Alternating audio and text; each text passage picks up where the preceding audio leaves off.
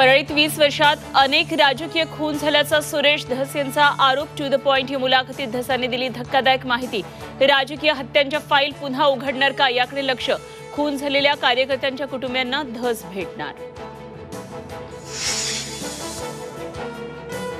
2 दिवसात कराडचे सर्व पुरावे देणार. वाल्मिकच्या गँगवर मोक्का लावा धसांची मागणी. तर मुंडेंचा राजीनामा मागितला नाही. सुरेश धस यांचं वक्तव्य.